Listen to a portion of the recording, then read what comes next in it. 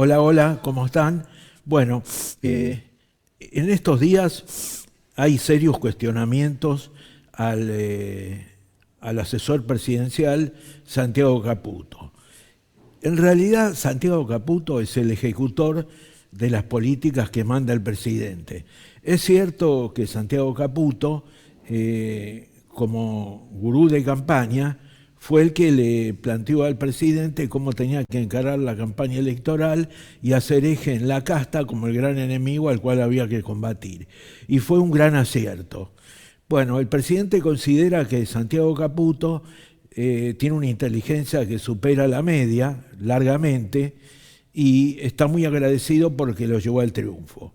Ahora, ya estando en el gobierno, Santiago Caputo le aconsejó al presidente, y el presidente, a su vez, sin que se lo aconseje, coincide, es que hay que hacer todo lo contrario a lo que hizo Mauricio Macri y todo lo contrario a lo que hizo Alberto Fernández, que así creen que le va a ir bien. Y hasta ahora las encuestas le dan la razón, porque hay encuestas que le dan con 55, otros con 50, y la que menos le da es la de UAM, que le da 42, pero hay imagen regular positiva que habría que sumarlo al 42. Así que el presidente está, luego de un ajuste muy, pero muy importante, está en muy buena posición en las encuestas.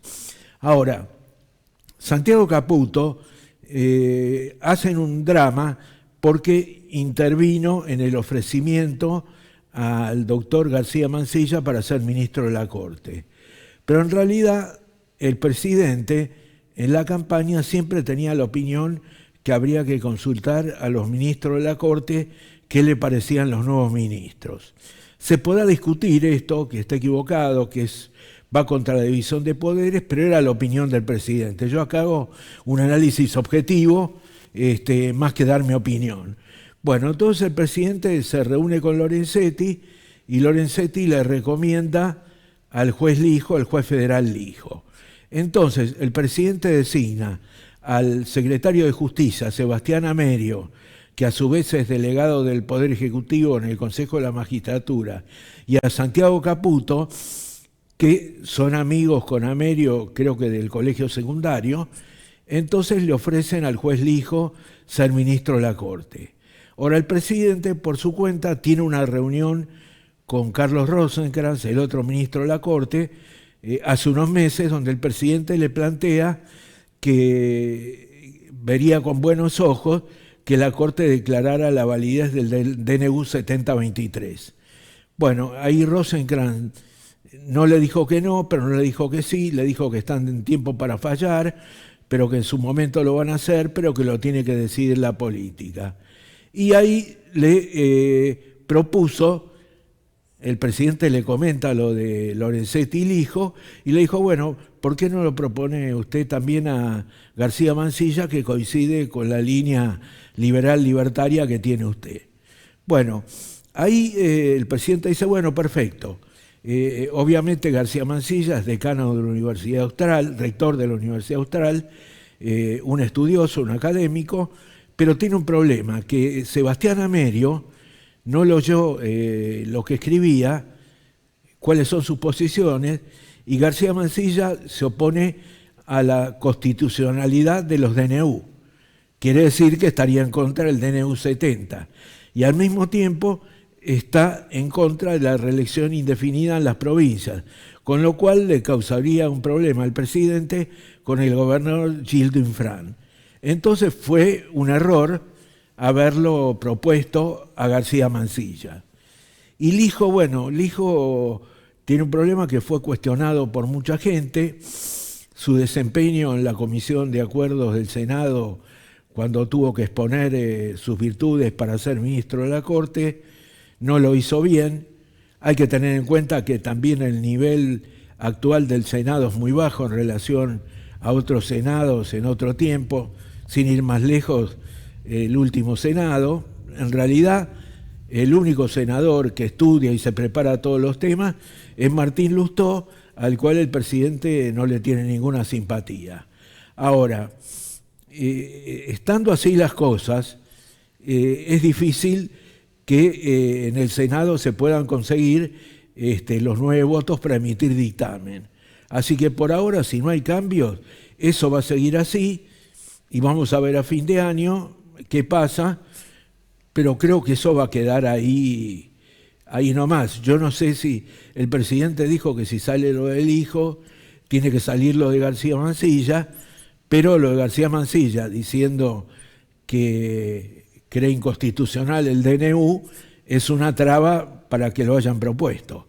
Ahora, a lo que yo voy es que el presidente le encarga a Santiago Caputo que le ofrezca el cargo a García Mansilla. Entonces es irrelevante que haya estado Caputo, que es un asesor contratado, y Amerio, porque la orden fue del presidente. Al mismo tiempo, cuando lo echan a Pose y a Silvestre Sívori de la CIDE, entonces AFI, se crea una reforma de la CIDE, en la cual interviene el secretario de Asuntos Estratégicos, que se llama Vila, un radical cercano a Carlos Becerra y a Guillermo Franco. Se vuelve a la vieja CIDE con muy buen criterio y el presidente le encarga a Santiago Caputo: encargate de esa área, y la dividen en 4. Entonces Caputo ahí, no es que Caputo dijo yo me quiero quedar con la CIDE, bueno, no, el presidente le encarga que se haga cargo de la CIDE. Después aparece Patricia Bullrich, Petri y los funcionarios de la CIDE y llegan a la conclusión que hacen falta 80 millones de dólares de gastos reservados. Una cifra bastante similar y muy inferior a la que gastaba por año Macri y a la que gastaba por año Cristina. Pero claro, como este gobierno dijo que no hay plata, cuando aparecen los 100.000 millones de pesos, que impacta más que 80 millones de dólares, bueno, ahí la oposición logró juntar 2/3 en la Cámara de Diputados para voltear el DNU y amenaza con voltearlo el DNU en el Senado, donde podía conseguir los 2/3. El problema es que en el Senado, bueno, antes de hablar del DNU, está el tema de las jubilaciones. El presidente la vetó, ahora muchos diputados quieren insistir con la primera sanción, pero ya el presidente estuvo con 5 diputados radicales que votaron a favor y ahora votarían en contra. Entonces ahí surgen 3 alternativas. 1, que el veto no pueda ser rechazado en la Cámara de Diputados. 2, que vuelva a comisión. 3, que se abra esa ley y que solamente se vote el artículo que establece la actualización por el índice de costo de vida anterior a 2 meses y que se apruebe un aumento del 8% para sumarlo al 12% que se había dado en su momento. Es la teoría de García de Loredo, el presidente del Bloque Radical. Veremos qué es lo que se hace. Lo que pasa, yo ya expliqué que esa ley de los jubilados, y todo el mundo repite y repite como un loro, el problema es que esa ley contiene 2 cosas buenas, las que acabo de decir. Actualización por ley por el costo de vida y el 8% adicional al 12% que se dio en su momento. Pero tiene otro artículo que es muy peligroso, que establece que el Estado se hace cargo de todos los déficits de las cajas de jubilaciones provinciales. Bueno, el problema es que todos sabemos que en las provincias se pagan jubilaciones astronómicas a los exgobernadores, a los senadores, a los ministros de la Corte, a los jueces, a los diputados. Entonces, trasladarle al gobierno nacional el pago de los déficits de las cajas provinciales, en vez de ser un déficit de 0,4, pasa a ser un déficit del 1,2 y va creciendo, con lo cual el gobierno no lo puede pagar. Entonces, hubo falta de inteligencia por parte de la oposición de mezclar todas las cosas. Evidentemente ahí, como hay partidos provinciales, metieron la cuchara. Entonces, mientras los bien intencionados, como algunos diputados radicales y del PRO y de Unión por la Patria, lo que querían es darle un 8% más a los jubilados, aparecieron otros vivos que quisieron solucionar, gobernadores que quisieron solucionar el déficit de las cajas provinciales, con lo cual Eso es algo que el Poder Ejecutivo no lo podía aprobar nunca y obviamente lo vetó. Ahora estamos viendo qué va a pasar con el veto, que ya expliqué las 3 alternativas. En el Senado está para discutir el tema de la boleta única de papel.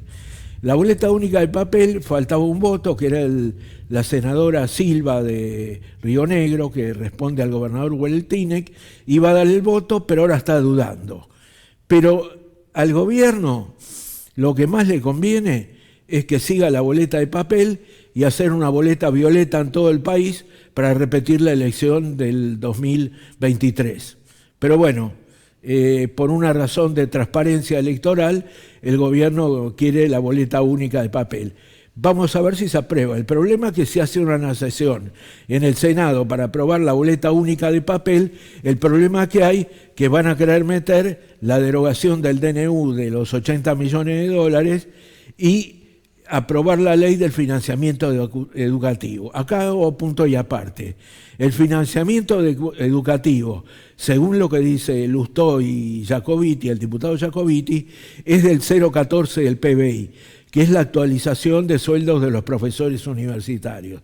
Si es el 0,14 del PBI, me parece que no habría ningún inconveniente en que lo aprueben, pero el presidente dijo que la va a vetar. Ahí yo diría que el presidente lo tendría que pensar, si es que es el 0,14 del PBI, porque cuando la oposición habla de un porcentaje del PBI, cuando aumenta gastos y no dicen cómo se solventan esos gastos, en realidad lo dijo. Lo que quiere hacer la oposición es aumentar jubilaciones, aumentar el presupuesto universitario y eliminar exenciones de impuestos que favorecen a los empresarios. Y bueno, el problema es que este es un gobierno que quiere favorecer la renta empresaria y no está de acuerdo. Bueno, son puntos de vista, son temas que habría que discutir más ampliamente, exponer todas las cosas a favor y en contra, y no hacerlo rápidamente porque uno no está en posición de saber si tienen razón o no. Pero bueno, así están las cosas, y el otro día, cuando el gobierno lanza una ley sobre restricción de la información pública, es una ley que a los periodistas no nos puede gustar, pero no es una ley inconstitucional. Por lo cual, recurrir a la justicia o armar un escándalo por eso no me parece muy conveniente. Lo que pasa es que al periodismo le conviene porque están en una pelea con el presidente que los ataca por temas que ya dijimos. El periodismo critica duramente al presidente porque es un outsider, con algunas verdades, con algunas mentiras, con opiniones personales que no tienen ningún fundamento, y el presidente se enoja. Ya sabemos el presidente que tenemos un presidente que se enoja, no es que sea intolerante, él cree que los periodistas en su gran mayoría no estudian los temas, son bastante triviales, y en eso tiene bastante razón, son efectistas, lo único que buscan es el rating. Entonces él les contesta, entonces atacan con la libertad de expresión y los periodistas se defienden con la libertad de expresión. Atacan como si fueran un partido político y se defienden con la libertad de expresión. Eso es lo que quise decir y no me salió. Atacan como partido político y se defienden con la libertad de expresión y se victimizan. Pero bueno, es un tema también para debatir largo, donde no solo los periodistas y el presidente tendrían que opinar, sino politicólogos, sociólogos, y hacer un gran debate nacional.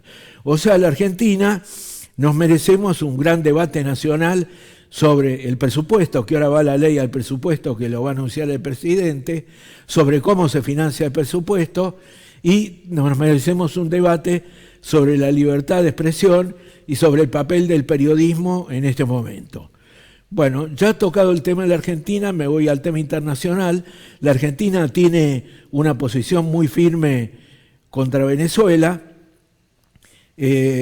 Ha pedido que lo detengan a Maduro, el pedido a la Corte Penal Internacional.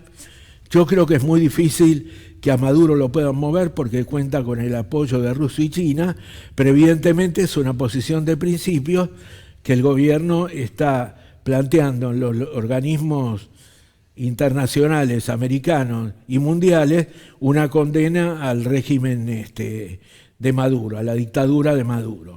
Ahora, el tema que a nosotros más nos interesa, que es muy relevante para la Argentina, porque Venezuela no es importante, el que es importante es la elección norteamericana, porque el presidente está esperando un triunfo de Donald Trump para que Trump hable con el Fondo Monetario y le presten a la Argentina una suma importante para salir del cepo sin riesgo. Hay gente que sostiene que se puede salir del cepo sin problema, pero bueno, nadie lo asegura, entonces mejor no arriesgarse.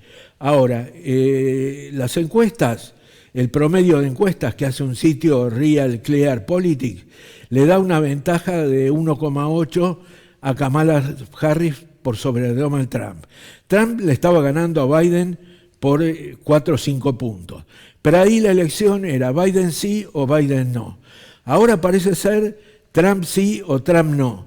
De todas formas, la elección americana se define en 7 o 8 estados de la costa norteamericana, donde Filadelfia, Wisconsin, Ohio, todos esos estados donde hay una clase obrera que se ha quedado sin trabajo por las empresas mexicanas, que el acuerdo internacional la favorece, y en eso se basó Trump para ganar la elección del 2016 a Hillary Clinton. Actualmente en esos estados están empatados, y los demócratas ganan con mucha facilidad en Los Ángeles y California, con lo cual le da una mayoría de votos del voto popular, y los republicanos ganan en Texas y Florida, que son 2 estados muy importantes. Pero a nivel de votos populares, Kamala Harris está adelante. Pero en esos estados, los swing states, Wisconsin y Michigan estaría ganando Kamala Harris. Pensilvania, que es el más importante, que tiene muchos delegados, está empatado. Y en los demás, o Harris o Trump ganan por 0,5, o sea, estamos dentro del margen de error en forma total. Entonces es una elección que puede tener cualquiera de los dos, muy peleada. Una elección que antes estaba para Trump y ahora está muy peleada. Ahora ahí entra a jugar otro personaje, el sudafricano Elon Musk, el dueño de la red social X o Twitter, el dueño de los satélites Space y de los autos Tesla, y bueno, que es un magnate, el hombre más rico del mundo, que apoya totalmente a Trump y tiene un apoyo muy importante al presidente Milei en la Argentina. Por eso es una elección que para nosotros es muy importante. Vamos a ver si los debates tienen alguna importancia para resolver para un lugar o para el otro. Generalmente está probado que los debates no son definitorios, y va a seguir la incógnita en esos estados claves. Ahora, Kamala Harris evidentemente no tenía mucho carisma, lo que tiene que sonríe mucho, aporta frescura ante un Trump que venía pisando fuerte, que después del atentado fallido en su contra, levantó mucho en las encuestas. Y cuando se hace la convención demócrata y se elige por unanimidad a Kamala Harris, ella levanta. Aparentemente el envión a Kamala Harris llegó a un tope y ahora están cabeza a cabeza. Y hay que seguir semana a semana hasta el martes 4 de noviembre, donde van a ser las elecciones de tanta importancia para la Argentina. Bueno, muchas gracias, hasta la próxima semana.